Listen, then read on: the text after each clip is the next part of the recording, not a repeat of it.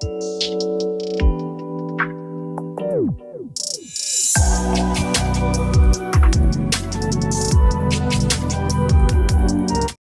दोस्तों, QRMP scheme, इसका जो फुल फॉर्म है उसी में इसका पूरा मतलब भी छुपा हुआ है।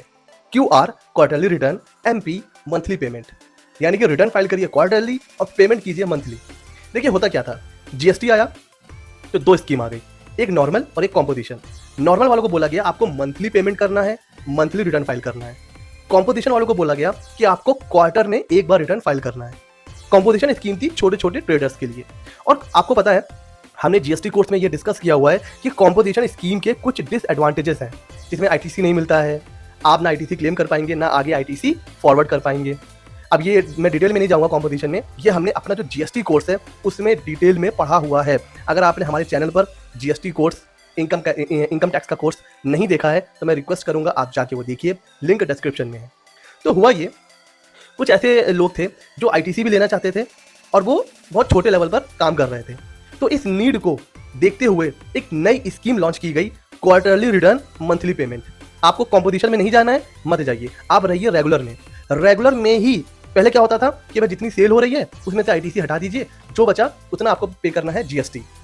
एक नई स्कीम आती है 1 जनवरी 2021 को और कहा जाता है कि ये छोटे छोटे ट्रेडर्स, छोटे छोटे टैक्स पेयर्स जो हर मंथ रिटर्न फाइल नहीं कर सकते हैं, एक बर्डन हो जाता है, आईटीसी भी लेना चाहते हैं, तो एक तरीके से रेगुलर में रहकर कॉम्पोजिशन वाले फायदे अगर उठाना चाहते हैं तो आपके लिए है QRMP स्कीम।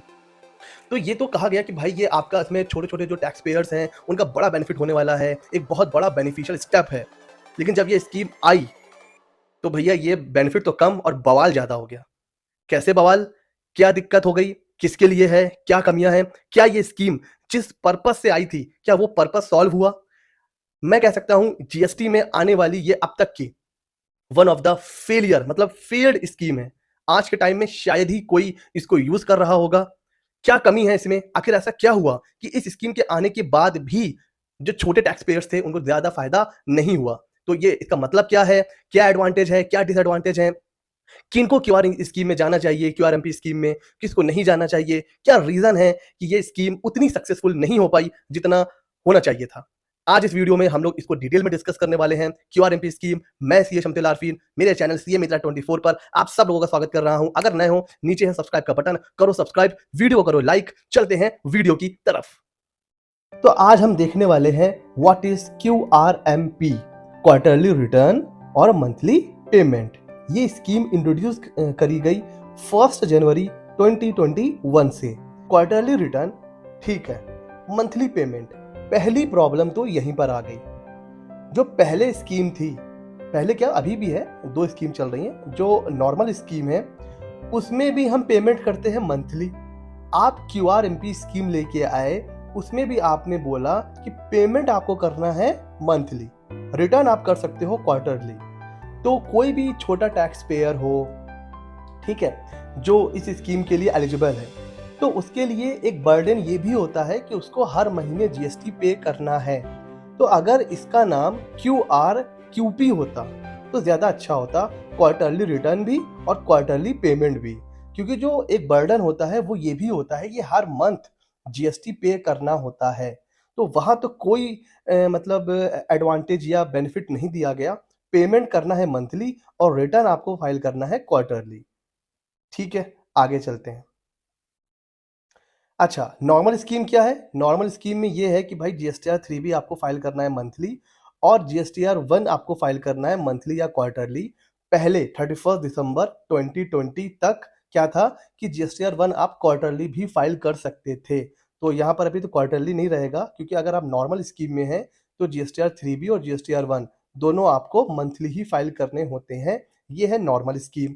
ठीक है सर, क्यूआरएमपी स्कीम किसके लिए है? तो ये देखिए एलिजिबिलिटी, वो टैक्स पेयर जिनका प्रीसीडिंग फाइनेंशियल ईयर में टर्नओवर है अप टू 5 करोड़। अगर जो पिछला फाइनेंशियल ईयर जो एंड हुआ है उसमें किसी का टर्नओवर 5 सीआर से बिलो है, मतलब अप टू 5 सीआर है, तो वो एलिजिबल है क्यूआरएमपी स्कीम के लिए।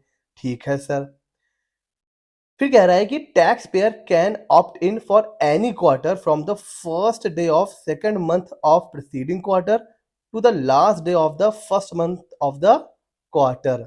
सर क्या ये कहना चाह रहा है? ये कहना चाह रहा है आप स्कीम को कब चूज कर सकते हैं। तो अभी देखिए क्या चल रहा है, सितंबर चल रहा है। तो ये कहने का मतलब इसका ये है कि आप लास्ट क्वार्टर के सेकंड मंथ, तो जो लास्ट क्वार्टर कौन सा हुआ, जुलाई अगस्त सितंबर, तो सेकंड मंथ यानी कि अगस्त, यानी कि 1 से लेकर क्वार्टर के पहले मंथ तक। तो अगला क्वार्टर का पहला मंथ कौन सा है, अक्टूबर, यानी कि 31 अक्टूबर तक, यानी कि 1 अगस्त से 31 अक्टूबर के बीच में आप QRMP स्कीम ऑप्ट इन या ऑप्ट आउट कुछ भी कर सकते हैं। ठीक हो गया जी, आगे चलते हैं। अच्छा, क्राइटेरिया में क्या कह रहा है कि tax pair must have furnished last return. मतलब आप इस स्कीम में चाहे ऑप्ट इन करना हो, ऑप्ट आउट करना हो, कब कर पाएंगे, जब आपने अपने पिछले जो ड्यू रिटर्न्स हैं वो फाइल कर लिए हो। पिछला रिटर्न फाइल नहीं है, चले हैं QRMP स्कीम लेने, तो ये बात सही नहीं है। आपको पहले रिटर्न फाइल करने हैं, तभी आप QRMP स्कीम को एक्सरसाइज उस ऑप्शन को चूज कर पाएंगे। अच्छा, चौथे पॉइंट में कह रहा है कि एक बार अगर आपने ऑप्शन ले लिया तो अब ऐसा नहीं है आपको हर क्वार्टर में जा जाके एक्सरसाइज करना है, नहीं। एक बार आप QRMP स्कीम में चले गए, फिर जब तक आप खुद बाहर नहीं आना चाहते हैं, आप QRMP स्कीम में ही रह सकते हैं आराम से।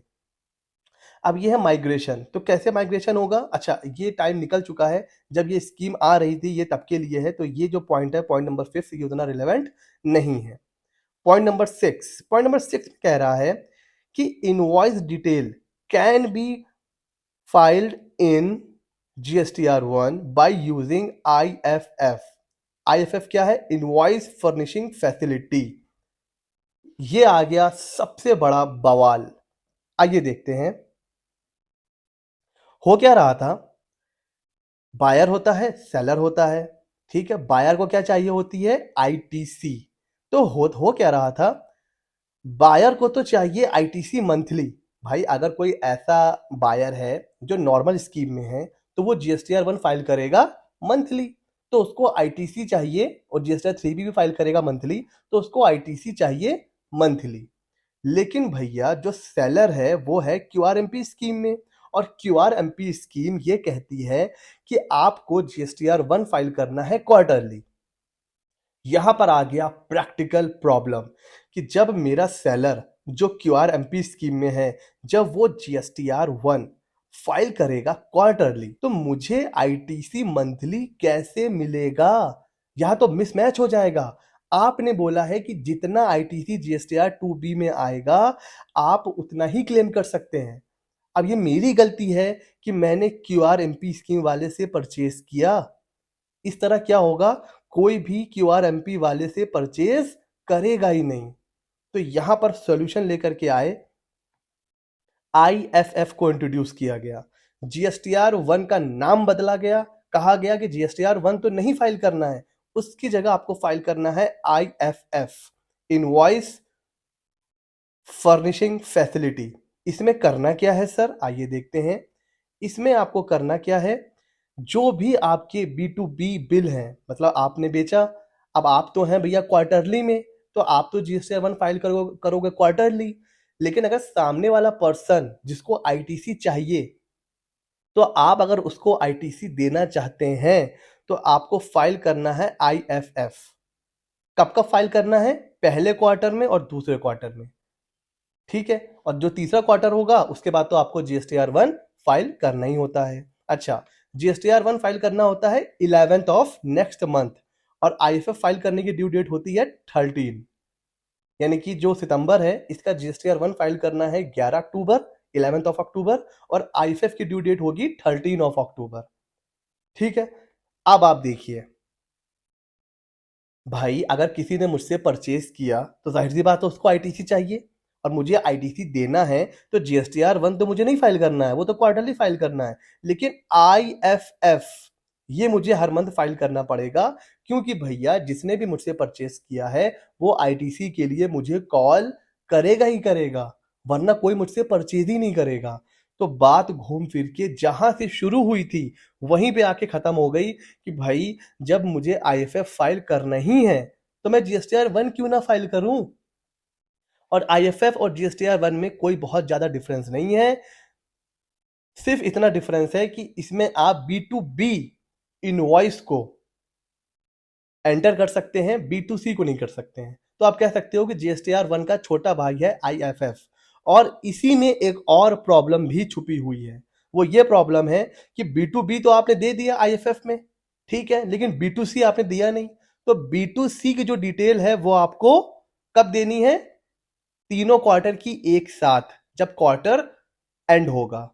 यानी कि मुझे B2C के लिए एक अलग से डिटेल मेंटेन करनी पड़ेगी, क्योंकि B2B तो मैं आईएफएफ में हर मंथ फाइल कर रहा हूं, B2C इकट्ठा होता चला जा रहा है। वो इकट्ठा होते होते मैं जब क्वार्टर खत्म होगा तो तब जो जीएसटीआर 1 मैं फाइल करूंगा उसमें मैं B2C की डिटेल भरूंगा, ठीक है। तो इतना ज्यादा कंफ्यूजन है। B2B आईएफएफ से भरिए, B2C जीएसटीआर 1 में भरिए। तो ये जो स्कीम का नाम है QRMP, तो ये कहाँ रहा? फिर तो ये हो गया ना MRMP, monthly return monthly payment. तो यानी कि कहानी जहां से स्टार्ट हुई थी वहीं पे आके खत्म हो गई। अच्छा, आगे डिस्कस करते हैं इस स्कीम के बारे में। अच्छा, ये तो हो गया स्कीम का मोटा मोटा आइडिया। कुछ बेनिफिट्स हैं जो इस स्कीम के बारे में बताए जाते हैं, आइए देखते हैं। कहा जाता है कि कंप्लायंस बर्डन जो है टैक्स पेयर का वो कम हो जाता है। अच्छी बात है, अभी देखते हैं कितना कम होता है। ये कहा जाता है कि अब आपको साल में 12 जीएसटीआर 3 भी फाइल नहीं करने हैं, सिर्फ फाइल करने हैं 4। Okay sir. और ये कहा जाता है कि अब आपको जीएसटीआर 1 भी 12 फाइल नहीं करने हैं, सिर्फ 4 फाइल करने हैं।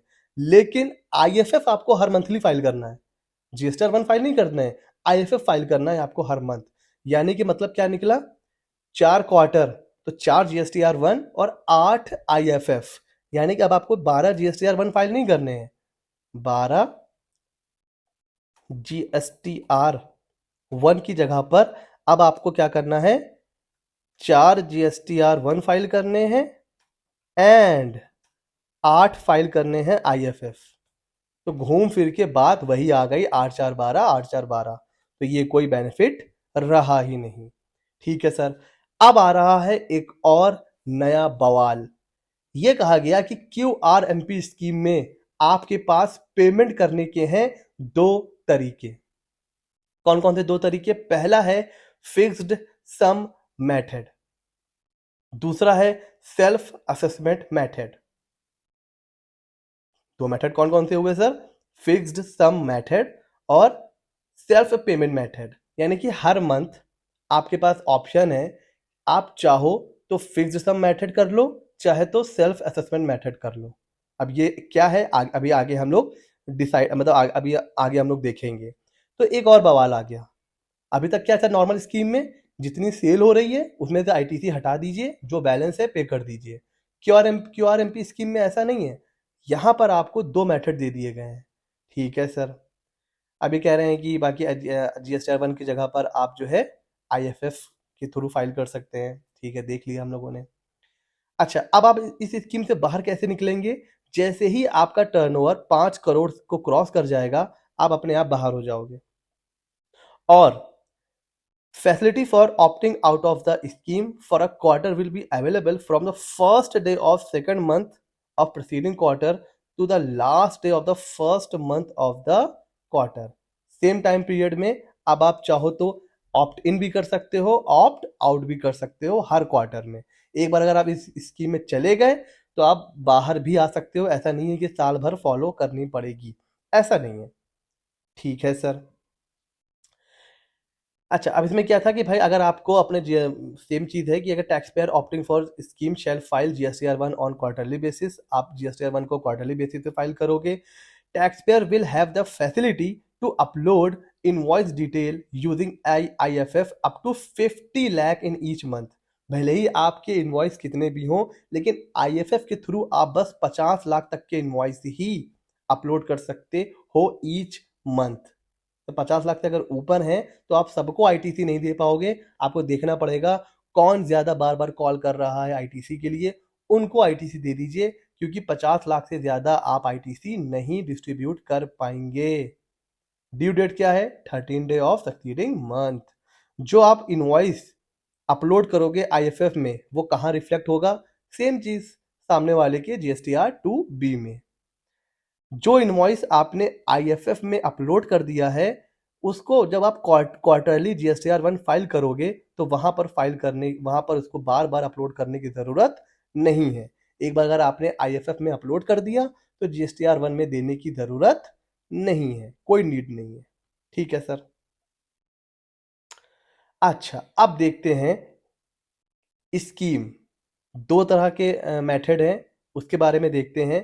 पेमेंट की जो डेट होती है क्यूआरएमपी में, नॉर्मली क्या होती है 20-20। क्यूआरएमपी स्कीम में होती है 25th ऑफ सक्सीडिंग मंथ।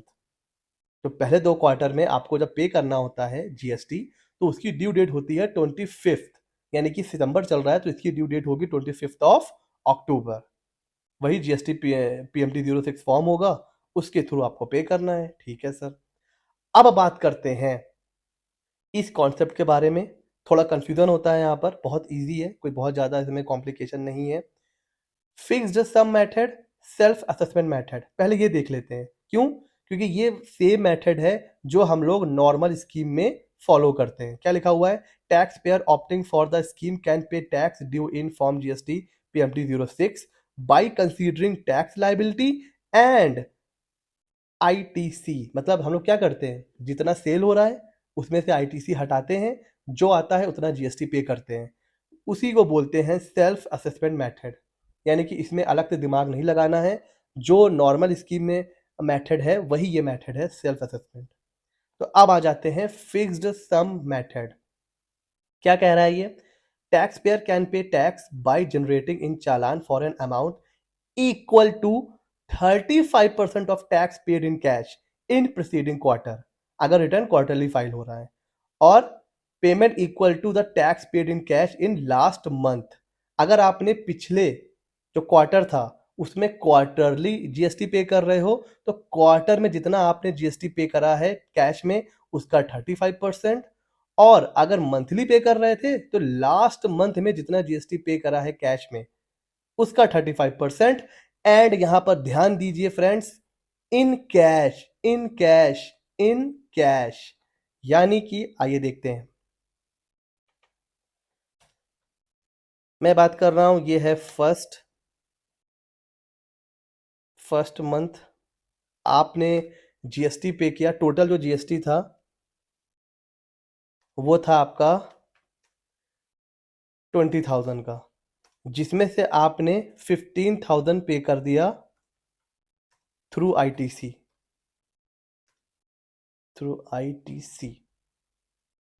ठीक है। सेकंड मंथ में जो जीएसटी था वो था 30,000, जिसमें से आपने 20,000 पे कर दिया है आईटीसी से, आपके पास आईटीसी था। और थर्ड मंथ में जो जीएसटी था वो था 10,000, और जिसमें से आपने 8,000 पे कर दिया आईटीसी से। अब क्या मतलब निकल रहा है? वो कह रहा है कि जितना अगर आप मंथली पे कर रहे हैं तो पिछले मंथ में जितना जीएसटी आपने कैश में पे किया है उसका 35%, यानी कि लास्ट मंथ कौन सा हुआ? ये वाला। इसमें आपने 10,000 जीएसटी था जिसमें से 8,000 आईटीसी से पे करा है, यानी कि 2,000 जीएसटी पे किया है इन कैश। तो 35% 2,000 रुपए का कितना होता है आप मुझे बताएंगे? सर ये होता है 700 आई थिंक, यस। तो अब आपको जो 35% पे करना है क्यूआरएमपी स्कीम में, वो किसका पे करना है? 2,000 रुपए का। That is 700। तो ये इसका कहने का मतलब है कि 35% of GST paid in cash, ITC में पे हुआ है उसको छोड़ दीजिए, जितना कैश में पे हुआ है उसका 35% पे करिए। तो 700 पे करेंगे आप फर्स्ट मंथ, 700 पे करेंगे सेकेंड मंथ, क्योंकि 35% है, फिक्स सम है first month and second month, ठीक है। और जो थर्ड मंथ आएगा वो तो क्वार्टर खत्म हो जाएगा, जितना टोटल बैलेंस होगा वो थर्ड मंथ में पे हो जाएगा। पहले और दूसरे में 35% देना होगा, जितना भी पिछले मंथ, और अगर ये क्वार्टर होगा तो पूरे क्वार्टर में आप जोड़ लीजिए कितना कैश में जीएसटी पे हुआ है, उसका 35% पहले महीने में, उसी का 35% दूसरे महीने में, और तीसरे महीने में तो पूरा पूरा पे हो जाएगा। ठीक है सर, तो ये है फिक्स्ड सम मेथड। अब आप मुझे बताइए, अभी तक जो स्कीम चल रही थी नॉर्मल, वो ज्यादा सिंपल थी कि क्यूआरएमपी स्कीम सिंपल है? इतने जो कंप्लायंस है वो ज्यादा सही थे कि ये स्कीम सही है? ये आपके ऊपर है, आप बताइए मुझे। यहां पर जीएसटीआर 3B की डेट थोड़ी सी अलग होती है, कुछ स्टेट की होती है 22, कुछ स्टेट की होती है 24। अब मैं यहां पर आपको स्टेट का नाम नहीं बताऊंगा, आप गूगल कर सकते हो, वहां से आपको मिल जाएगा। बहरहाल क्यूआरएमपी स्कीम में 22 एंड 24 होती है, ठीक है। आगे चलते हैं। इंटरेस्ट कब लगेगा? एक फायदा है, अगर आप फिक्स्ड सम मेथड लेते हो, ठीक है, और बाद में आपको जब क्वार्टर खत्म होता है तब पता चलता है कि आपकी लाइबिलिटी एक्चुअल में इससे ज्यादा थी, तो कोई इंटरेस्ट पे नहीं करना पड़ता है। No interest would be payable where taxpayer opts to pay tax due for first 2 months of quarter by due date act fixed sum method। ये अच्छी बात है, तब आपको कोई इंटरेस्ट पे नहीं करना पड़ेगा। हाँ, अगर आप ड्यू डेट के बाद पे करते हो तब तो इंटरेस्ट लगेगा, जैसे लगता है नॉर्मली। लेकिन अगर आप सेल्फ असेसमेंट मेथड, इसके थ्रू आप जीएसटी पे करते हो, और जब क्वार्टर खत्म हुआ तब पता चला कि आपकी आईटीसी एक्चुअल में ज्यादा थी और दोनों क्वार्टर में आपने कम जीएसटी पे किया है, तब वहां पर आपको इंटरेस्ट पे करना पड़ेगा। सिंपल। कोई कंफ्यूजन यहां तक? अगर कोई कंफ्यूजन है तो आप कमेंट सेक्शन में मुझसे पूछ सकते हैं। सर, फिर आपने हमें ये तो नहीं बताया कि ये स्कीम है किसके लिए, आखिर फिर किसके लिए ये स्कीम है? तो आइए ये देख लेते हैं कि इसका बेनिफिट्स किसके लिए है। अगर कोई ऐसा टैक्स पेयर है जिसकी लाइबिलिटी नील की है, आपको लग रहा है कि अभी 4-5 महीने मेरा काम नहीं चलने वाला है और मेरा जो जीएसटी होने वाला है वो नील होने वाला है, तो ऐसे नील रिटर्न, अगर आपका नील रिटर्न रहने वाला है 4-5-6 महीने तक, तो आप क्यूआरएमपी स्कीम में जा सकते हैं। पहला, ठीक हो गया जी। दूसरा, अगर आपको ऐसा लग रहा है कि ज्यादातर अभी क्या हो रहा है कि सेल तो आप ज्यादा करते हो, सेल आप ज्यादा करते हो, मतलब कम करते हो, अभी नया नया बिजनेस है तो सेल क्या है वो लेस है, और परचेज जो है वो मोर है। ऐसा हो सकता है, इनिशियल स्टेज है अगर आपके बिजनेस का, तो इस केस में क्या होगा, आपकी जो लाइबिलिटी बनती है जीएसटी की वो नील बनती है। क्यों भाई? सेल कम हो रही है, परचेज ज्यादा है, तो आईटीसी ज्यादा होगा, तो हर बार क्या हो रहा होगा, आईटीसी से ही सेट ऑफ हो रहा होगा। तो अगर ऐसा केस है तो भी आप क्यूआरएमपी स्कीम में जा सकते हैं।